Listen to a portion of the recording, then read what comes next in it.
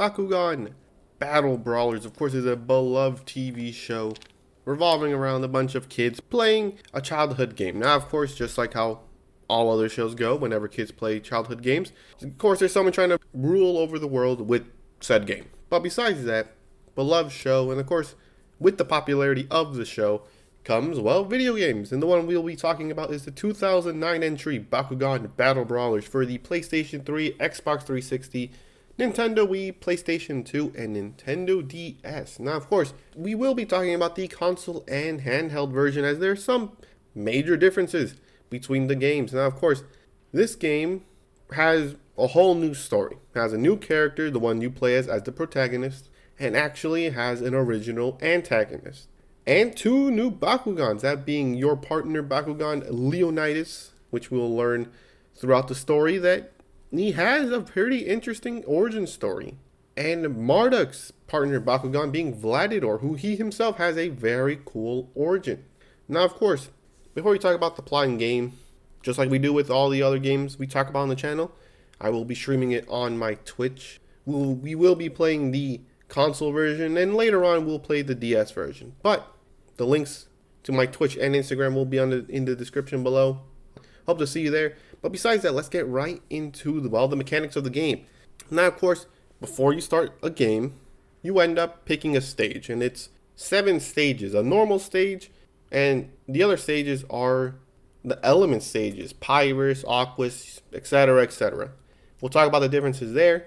But besides that, after you pick the stage, you end up having to pick your deck, and that includes 3 Bakugans, 3 gate cards, and 3 ability cards. Now, of course, the Bakugans you start off with, not the strongest, but they will help you throughout the game. But you can buy more through the shop, which we'll talk about later. The gate cards are classified between gold, silver, and copper gate cards. The differences between them is that the gold gate card is exclusively a character gate card. There's a character on the card, and the character on the card canonically has an attribute which gets the most G power. If you have the character on their own gate card, they get double the G power. And that is actually where one of the major differences between the console and DS version. In the console version, you start off with Leonidas' gate card, which is very important. As well, everyone else starts off with their own gate card as well. Not like they have to grind for it, right? But the DS one, you only get access to Leonidas' gate card in the shop at the last tournament. And one of the other major differences is that Leonidas, as you can see on the card, is, I would assume, canonically Chaos. So the attributes actually don't reflect that. Pyrus and Aqua seem to have the most, which is weird, because why would you put Chaos on the card, right? But there's different attributes. Now, of course, they all have a lot, considering the fact that you could choose which attribute you want in the beginning of the game. So obviously you can't be like, oh, I want to be a Subterra Leonidas, and then you say, oh, you pick Subterra, you suck, you only get 50 G power. They give it a lot, right? Difference is in the DS version, you only get 100 throughout the attributes. All of them have 100, and that's literally half of what all the other character cards have. So it's, pretty bad when you get it. So you kind of just ignore it for the most part. I mean, also you want to use it considering the fact that you're already in the last stage. You think, I might as well. I grinded this far, I might as well use it. The silver gate card is one that's just G power. That's about it. No real abilities from the gate cards, but it does give quite a bit of power. Now, of course, the copper gate card is the one where you get abilities once again. Some range from regaining old lost ability cards that you used during battle, doubling your power, which is always good to have, unless you're fighting against someone that's weaker than you, which is not a very fun experience. And that's about it for the gate cards. Nothing really too different from each other. But once again, another major difference between the DS version and a console version is that the consoles, all the gold gate cards have the same battle. Same match type, same thing for the silver and copper gate cards. They're all the same. So there is no difference between gold gate cards and silver gate cards from each other. So there's only really 3 game modes you could play in the console version, which, don't get me wrong, doesn't seem like a huge variety, but it more than makes up for it with other aspects of the game. The DS version has a lot more battle types, ranging from scratching a symbol on the screen to popping little bubbles that appear on the screen, obviously utilizing the touchscreen of the Nintendo DS, which is very fun indeed.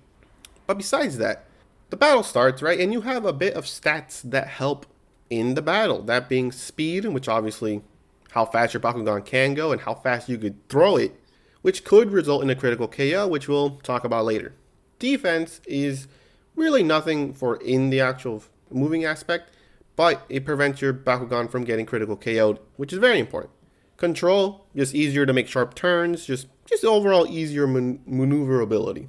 Steering gives you more time in actually maneuvering around the map, which is very important because throughout the map, there are G power tokens, experience tokens, ability cards that you could use only within the map, and special shot tokens, which we'll talk about later. So having good steering, very good indeed, because you really want to go around collecting as much power as you can because, oh, the CPUs definitely take advantage of that. But besides that, there's another one for magnet, but it really kind of depends on how you want to play. You want to just throw your Bakugan and it just roll over your opponent's gate card? Yeah, that works. Just don't level up your magnet. You just want it to stick on just in case you might run out of time. Yeah, level up your magnet. But overall, it's just it's just for whichever way you want to play. One of the major differences in the console and DS version is that the DS is easily the better movement for the sole fact that you could stop and turn back. Yeah, in the console version, you can't do that. Matter of fact, the movement, I'm going to admit, is a little clunky, but for the most part. Not to mention, in the DS version, even in the early stages, the people got their Bakugans on the gate cards. They never struggled. In the console version, oh man, they suck. They can't get it on the gate card to save their lives. I mean, like, damn, even the CPUs don't even know how to use it correctly. But besides that, the way you win the actual game is obviously collecting gate cards. First to 3 gate cards win. And the way you win are 3 different types. The first one is, of course, through matches. When your Bakugan lands on a gate card and an opponent lands on the same gate card, you're forced to fight. Whoever wins the match wins the gate card. Now, of course, throughout the game, the CPUs just get progressively harder, and sometimes randomly they just get super powerful. You think, oh, they suck. I could just breeze through this. Just almost like, damn, they're actually kind of whooping my ass right now. So yeah, that's one thing about the game. You just randomly the CPUs just decide that they know how to play the game, which is a bit weird, but it's fun too. The second way is a double stand. The way that works is if 2 of your own Bakugan are on the same gate card, you instantly win the gate card. And the last one is, of course, the critical KO. The way that works is either through a special shot or having a fully maxed out speed stat. You throw it at the enemy Bakugan, it knocks him out, and you gain the gate card. It's very fun when it actually happens. And not to mention, they have different dialogues for winning gate cards. They have a different one for winning a match, for a critical KO, for a double stand. And especially for the double stand and critical KO, they definitely get a lot more hyped because if you land the double stand or the critical KO, it really is a momentum shift, especially a critical KO, because whenever you start losing matches, you start gaining more special shot, obviously due to losing, right? You need a momentum shift. So they give you more special shot, or they fill up your special shot a lot more than if you were winning. So you could use your special shot to really gain an edge, which is very good. Speaking of special shots, let's talk about it. There are 3 categories. One, that's the critical KO special shot. The second one is just disrupting special shot, as I like to call it. And the third one is just a passive one. The critical KOs come from the Pyrus and the Subterra one. The Pyrus one is a flaming ball you throw at your opponent. If it hits it, once again, knocks it out of the gate card, you win it. Subterra, same thing. They throw it up in the air for it to smash down. If it lands on a gate card with the enemy Bakugan, it flings them away, winning you the gate card. Then you have the Ventus and the Chaos special shot. Both do around the same thing. If they hit an enemy Bakugan, it flings it out of the gate card. Unfortunately, you don't actually win the gate card, but you do fling them away, kind of ruining their momentum. Especially if the enemy Bakugan was going around collecting G power and becoming stronger and stronger. You kind of don't want that, so you kind of just want to reset them. So it's always good. The last one is the one that doesn't really do anything to your enemy Bakugan, but just fully helps you. That being the Darkest and the Aquos one. The Aquos one gives you unlimited time, and you are invulnerable from your enemy attack. And what do you mean by enemy attack, you might say? In the DS version and in the console version, when an enemy throws their Bakugan, you have a way of kind of just disrupting their rhythm, either by shooting the Bakugan on the console version or just swiping on the touchscreen in the DS version. The Aquos one is invulnerable to it, and they have infinite time. And believe me when I say that the CPUs take their sweet time collecting the G power, everything around the map. If they had, bro, they would waste everyone's time when they have it. Not to mention they would miss the jump pad like a bunch of times just to go back to the same one. It's like, bro, just get the G power, man. What are you doing? Right? But that's about it. That's all for the battle mechanics, and how to win the game. But what about the plot? That's what a lot of people like to talk about. The plot seems to be very good. And the plot revolves around you having to end up kind of not consenting to fighting Shuji and Akira in a fight where you meet Dan. You know, Dan sort of becomes your mentor throughout the plot of the game. He's kind of like your friend for the most part because he believes in you while the others don't, which we'll talk about later. But after beating Shuji and basically learning the ropes, they say, hey man, why don't you play in these tournaments? In these tournaments, play through all the maps. So obviously you get everything in the story mode. And you get to play in different modes. Matter of fact, let's talk about the different modes right now. The different modes are tag team and battle royale. The tag team one, you guys share gate cards, meaning if you win one and your teammate wins one, you now have 2 out of the 3 gate cards you need. Of course, it works the other way around. If your teammate loses, they gain the gate card, right? Which sucks for Marucho because Marucho, especially in the DS version, he sucks as a tag team partner. I played with him as my teammate twice. I lost both times because he just decided to go 0-2. Not to mention, let's go on a little tangent right now because Marucho arguably has the best Bakugans in the game for the sole fact that especially the evolved versions, you can't get them in a disadvantage. Of course, the essential evolved versions, that being Preus, the Angel Preus and the Diablo Preus, they're dual typing. They're Aquas and Chaos, and the other one's Aquas and Pyrus. They get to choose whichever stat benefits them the most. On the gate card, if it says Chaos gets more power than Aquas, it decides to just randomly decide to be Chaos. If they're on a water map, they decide to be water. If they're on a Pyrus map, the Diablo version uses his Pyrus attribute. And the Angel one uses his Chaos attribute, so he's never in a disadvantage. Which somehow does not make sense of why he keeps losing, because he's literally never in a disadvantage. But besides that, the only real difference between the tag team, besides sharing gate card wins, is the fact that you can't double stand your teammate's Bakugan. It would make it a little bit easier, so it makes sense why that's not a thing. The Battle Royale, there is really no difference besides the fact that the CPUs can help opponents, right? That's a mechanic in the game, especially in the DS version. You get to help an opponent Bakugan, an opponent win their fight. Doesn't do too much, but when 2 of them are going against you, that makes a difference. And Battle Royale, that's really just chaos, right? You could just throw your Bakugan and they just get completely ignored for the most part, and then you lose because no one wanted to fight you. And you're just like, wow, I just lost. I don't like this feeling. But besides that, you decide to enter a tournament where the Battle Brawlers, Runo and Marucho, decide they don't really like Leonidas. Why? Because they seem so, they see some darkness in him, you know, kind of like Tai Lung, right? They say he fights too violently and all that stuff. And of course, since he's our partner in Bakugan, we're all like, what? He doesn't fight. He's not violent. He's my buddy. Which, to be fair, when you see his win animation, yeah, he's kind of violent. He throws hands, literally. He throws like you owe him money.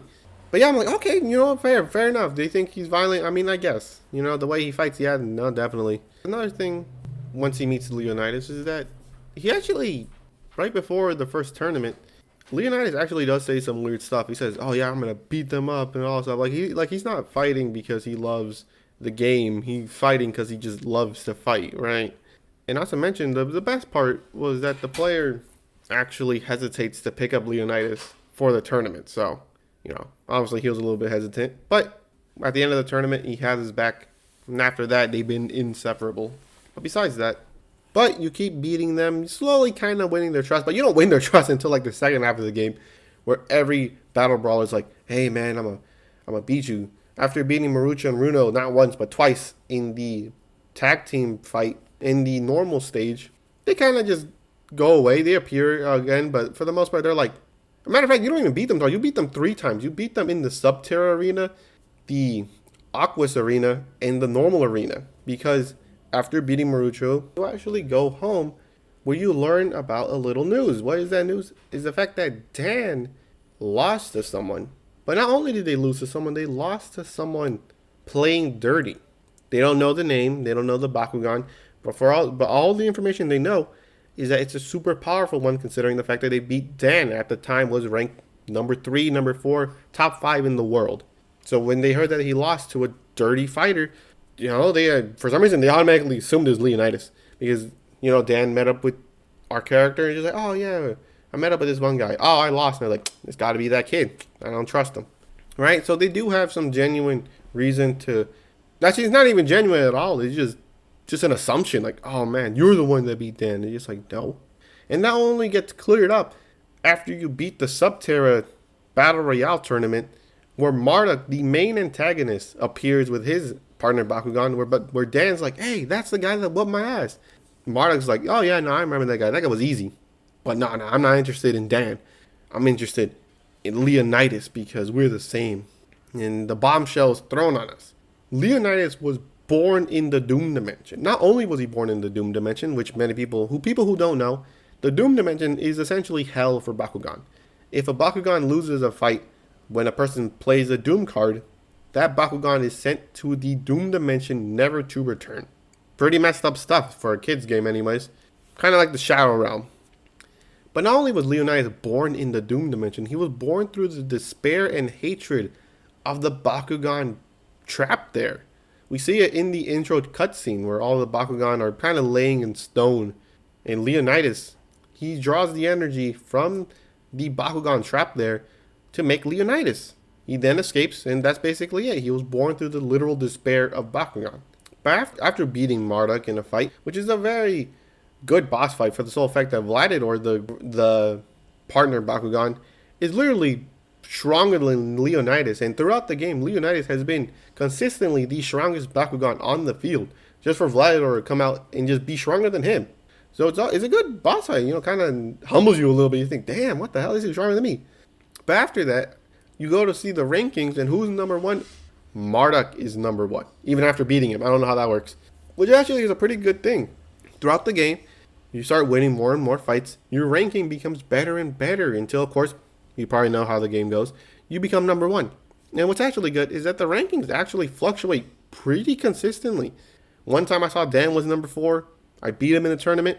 Went to the park. He was no longer number 4. This one guy, Klaus, was now the number 4 guy in the world, which is so weird because this guy is not really seen as the better guy. I mean, he's seen as the best of his little crew, but the best out of the battle brawlers, like, damn, it's pretty good. But besides that, after beating Marduk and learning about Leonidas' origins, people are still skeptical considering the fact that he's from the Doom Dimension, and they put it against him, Shun's like, hey man, I can't trust Leonidas. Like, what? But I trust him. And Shun's like, yeah, but he's from the Doom Dimension though. Just like, what? Bakugan racism much? But yeah, after you go through the tournaments, beating people like Julie in the Battle Royale tournament and Shun in the 1v1s, you end up fighting Masquerade after beating Shun, which kind of doesn't have him on your side, but they don't hate you anymore after beating Masquerade because you just beat 2 of the antagonists in the game. So obviously they kind of be like, well, if he's an evil guy, he's doing a pretty bad job of it. But besides that, the way you actually earn your trust is that Dan gives him a proposal. If he beats him in the Pyrus tournament, he becomes official member of the Battle Brawlers. Of course, beating the tournament, you finally become part of the group where they finally accept you. Which, damn, took like 4 tournaments and kind of beating them up like consistently for them to finally be like, you know what, this guy's all right. I beat 2 of the big bads in the game, and you're just like, you know what? I guess he's a good guy. It's like, that's what we've been trying to tell you. Well, besides that, we actually got more lore about Marduk and Vladidor. For the most part, they just appear, kind of just be like, you're just like me, and just leave it at that. The reason why Vladidor considered Leonidas just like him is because Vladidor was once a very powerful Bakugan. I mean, he still is, but he was so powerful that he wanted to take over, the world. They had none of it, so they trapped him in the Doom Dimension for quite a bit of time. Where I guess you could say he now calls it home. But since Naga, the main bad of the show, takes the Silent Core, that basically gives Vladidor the ability to escape. Which then he strikes up a deal with Naga. Beat the Battle Brawlers and you gain the Silent Core, which would then kind of make him unstoppable. Another backstory we kind of get is Marduk, because the player assumes that Marduk actually really likes Bakugan, which is kind of shown throughout the game. where don't get me wrong, his whole strategy kind of depends on it, but it looks like he keeps a lot of the beginner Bakugan, like the Scorpion one and Robotalion. Those are some of the weakest Bakugan in the game, yet he keeps them throughout, well, the story. Which don't get me wrong, like I said, his strategy kind of depends on it, but it kind of shows that he's quite attached to his Bakugan, right? He's not really looking to switch him out for stronger ones. So it does kind of show that he does have a love for the game, right? But we do get another one, which is a little bit more tragic, and that's the fact that they said that apparently Marduk was playing the game with a friend and was then betrayed and got all his Bakugan sent to the Doom Dimension, which is crazy. Which is also a weird thing, because why would he join up with the people who send them to the Doom Dimension? Like, Masquerade is not like not sending them to the Doom Dimension. It's just like, wouldn't you hate people like him? But that's a little bit weird, but oh well, I guess he just joins with the evil side. Well, I don't know, to be honest. But he does end up joining the bad side, of course, with Gladiator. But besides that, yeah, that's a kind of bit of a bomb we get thrown in the story mode. Then the final tournament starts where the power creep happens. The power creep happens. Literally, the CPUs just decide, oh yeah, I know how to play the game. Now they use good ability cards. They have good gate cards. They actually know how to play the game modes. And it gets tough, especially because they can actually cheese a win. Because there's certain ability cards that swap power. Meaning if you're about to beat someone, your bar is all the way at the end. They can swap it. So now you're at the end and they beat you that way. Not to mention, it's at this point in the game where it's all about momentum. If you mess up in the first couple of seconds of the game mode, safe to assume you're going to have to use an ability card to bail you out. So it's actually pretty tough, especially against their main Bakugan. Obviously, they're stronger than you now, considering the fact that all of them have now evolved. Everyone in the tournament, all their Bakugans have evolved, which sucks because Leonidas is just like, where's my evolution? I've been training harder than you guys. I'm stronger than you guys. And you guys get evolutions? That sucks. But besides that, yeah, that's where this is the Chaos Tournament, the last tournament of the game.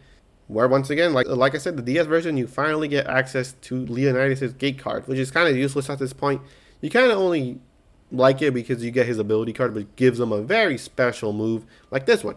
Very cool animation. But besides that, now you get to fight all the way to fight Marduk. One last time in the Chaos Arena. Very good boss fight once again.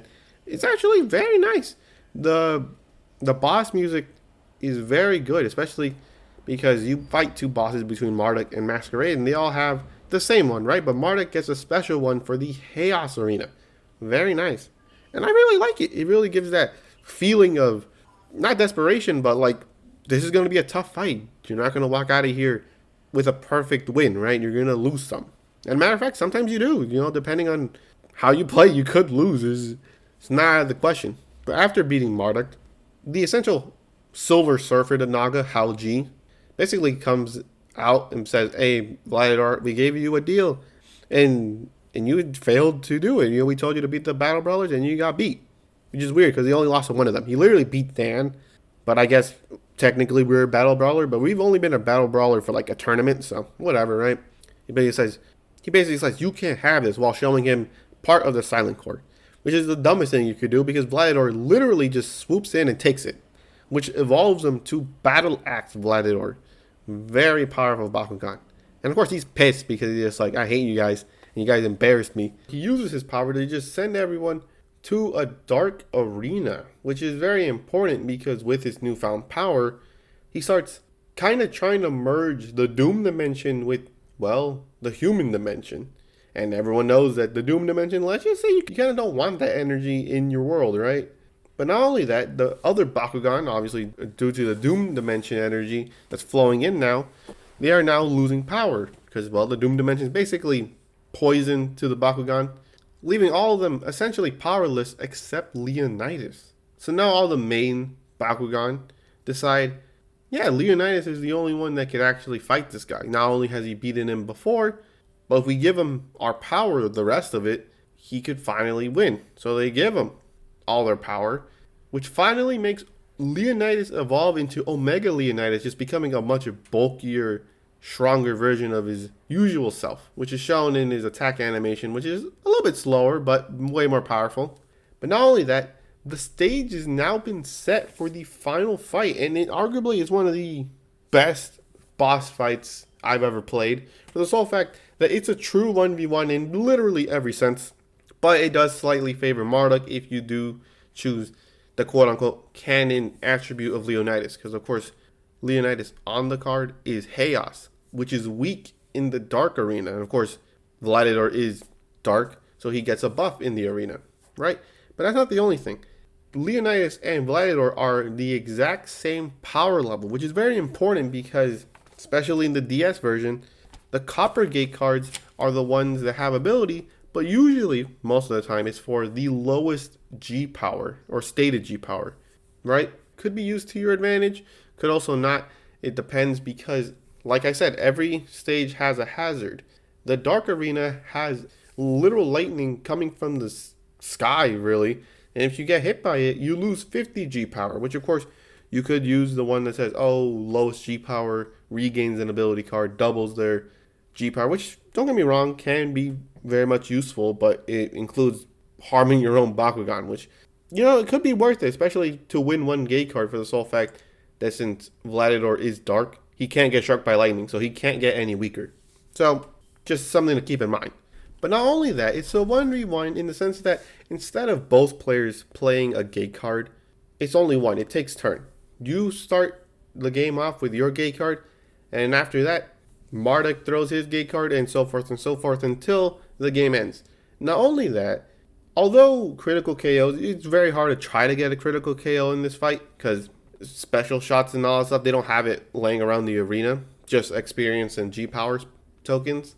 It's hard because if you were to just not throw your Bakugan and just lose your turn on purpose, Marduk has a special shot all the time, which is very important because, once again, Gladiator is the dark attribute, which when he lands on the gate card, he is immune to critical KOs, which means you can't even cheese a win out of that. You can't say, oh, I'm going to just lose my turn on purpose and then Gladiator throw and I could try to critical KO him.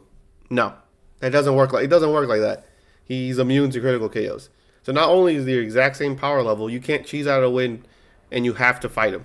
Have to. Not only that, Gladiator has access to his gate card, which is arguably one of the best gate cards in the game for the sole fact that, obviously, it gives Dark Attribute Bakugan 200 G power, which obviously gives Gladiator 400. It gives every other attribute 10. That's right, 10. Meaning there's a difference of 390 G power if you choose anything other than Dark. Which, don't get me wrong, there's ability cards that negate it. But, once again, very tough fight. Not to mention, it's tough. It's tough. I literally recorded a gameplay on the DS version for this, right? It was 2-2. It was a 2-2. And it's always been 2-2 when I played the game. Because one turn, you have the advantage. The next turn, Marduk has the advantage. So it's pretty even throughout the fight, and it shows in the gameplay. It's very tough to try to convincingly beat him, and even when you do, it's on your own home turf, so obviously you have to use gate cards and ability cards to your advantage. But the best part of this 1v1 is the fifth fight. 2 gate cards each. You play your last gate card, probably not the best, but it's yours, right? So you have home advantage for the most part. 9 times out of 10, you used all your best ability cards to get those 2 wins in the first place. Meaning the last fight, any gate cards from either side does literally nothing in terms of actually giving you a very big advantage. Meaning the last game is literally pure skill. For the most part, it's pure skill. And not to mention, I could have lost this fight. In the DS version, he was beating me up. I'm going to say it right now. He was beating me up, and he used an ability card, which is the Time Breaker one, which prevented me from actually playing the game. And he beat me anyway. So he wasted that ability card. If he would have saved it for later, he would have won. So it literally depends on the CPU if he just decides to be smart one day that he could just beat you. Because it's a close fight all the time. It's very close. There's only one game I won, which it was close. And the other times I lost, it was not that close. But besides that, after you win, the battle was so legendary, so powerful, that Leonidas and Gladiator start to fade away. And this is where we kind of get confirmation that Marduk actually cares for the game and Bakugan in general. And we still got to see a little bit of the bond between them because we really don't see it a lot. And that's the fact that when he's starting to disappear, obviously Marduk's obviously pretty sad. He's like, why, like, don't leave me, right? We were supposed to, do this together. And he says, but I'm sorry, partner, I failed you. I was like, damn, they really had a bond. It wasn't really a, oh, we're just gonna work together because we have the same goal or something. No, they had a bond. They had a real bond. And of course, Leonidas starts disappearing as well, and he says goodbye to the player. And after that, after their farewells, a very sad scene, the player extends his friendship towards Marduk, saying, "We will have another rematch, and who knows, you might win. It was a close fight." And Marduk, he agrees. He says, "Okay, I'll accept your invitation." And after that, the player goes to the park to reminisce about, meeting Leonidas. And then the weird thing happens, you probably know, the screen starts flashing white, which, as you know, flashed white in the beginning of the game, so you know what happens. That's right, Omega Leonidas is back. And he explains that Vladimir gave him his remaining power to make sure that he didn't fade, saying that he deserved it, considering the fact that they won, and just overall just being, I guess, the better Bakugan, right? So then Leonidas is all like, you know what? He's not that bad. Except for the fact that he tried to take over the world, and not only take over the world, destroy the world by fusing the Doom Dimension with it. But we're going to gloss over that fact, but who cares? And after that, they decide that they're not going to separate anytime soon, right? And after that, the post-game appears where you get to unlock new Bakugan, new cards, abilities. And overall, you have a lot to do in terms of grinding for the post-game. So don't think it's over just because the story's over, right? Well, besides that, Vladimir is back too, but he doesn't get a cutscene. He probably does get one for Marduk, which, it'd be funny to see it, Marduk is just like, I really miss Vladimir. He's just like, hello, I'm here, I'm back. Like, what the hell happened to you? I don't know. And then call it a day, that's about it. But besides that, yeah, that is really Bakugan Battle Brawlers. That's the story, that's the mechanics. And I really like this game because every arena has a soundtrack that really gets you hyped for the match. And my favorite one is the one that plays for the Chaos fight with Marduk. Because the boss fight is actually the Dark Arena's soundtrack, which is really gets you hyped up, right? And not only that, the Chaos one really gives you that sense of like epicness, this sense of grand, like this battle actually means something. Which of course we later learned that it kind of doesn't, because of the final battle was actually in the Doom Dimension. But the thing is, nothing insinuates that there's going to be a fight after the last tournament, so obviously it makes sense why they put it for the Chaos Arena, but I think it's better than the theme that they give for the final battle. But besides that, yeah, great soundtrack. They put quite a bit of character into, the character isn't just the same thing, obviously, with the different ways you win, different dialogues, obviously insinuating a momentum shift, and they really show it. But they do need to fix Marucho in terms of being a good teammate, because he is not a good teammate. He sucks. But besides that, I know I've not been posting a lot of video game content, but once again, I'm back on the grind. And I don't know if it makes sense to keep it on this channel. If you want me to put a different channel, I don't know, just let me know. But besides that, hope you enjoyed this video. I don't know what the next one's going to be, but I hope to catch you in the next one.